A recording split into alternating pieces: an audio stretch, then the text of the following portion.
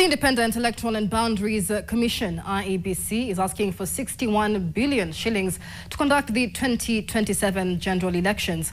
According to IEBC Deputy CEO Obadiah Keitany, the money will be spent on the registration of at least 5.73 million new voters, the purchase of 45,325 new KIEMS kits, and to conduct at least 11 by-elections in the country.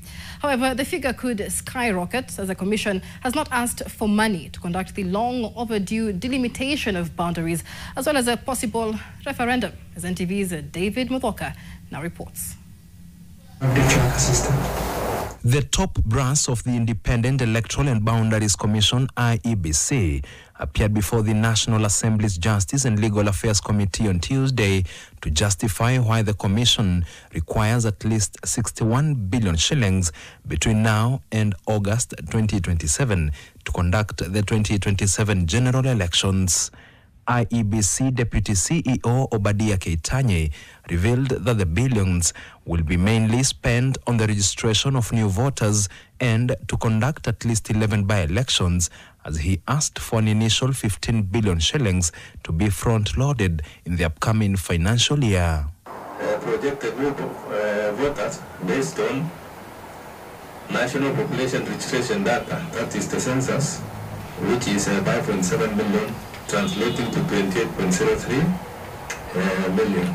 The top IEBC officials added that out of the 15 billion shillings projected to be spent between July this year and June next year, at least 7 billion shillings will be allocated to the procurement of 45,000 new KIEMS kits, arguing that a majority of the kits had either been stolen or become obsolete.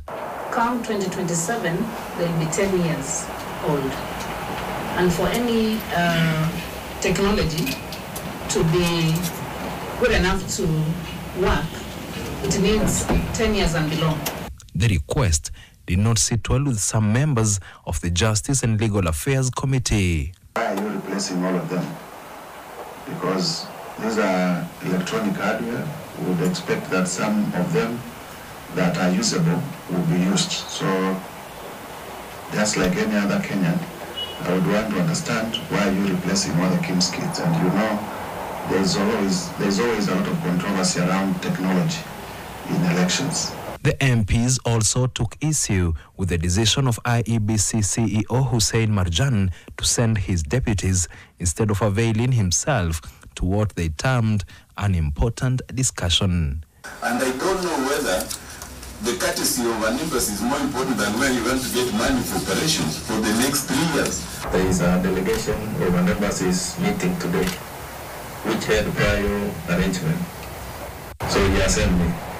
The MPs also questioning why the IEBC did not include a budget for boundaries delimitation, as well as a budget to conduct a referendum amid talks of a looming referendum to create the offices of Prime Minister and Leader of Official Opposition.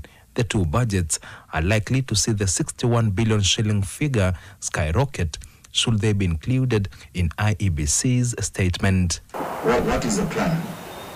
What is the plan?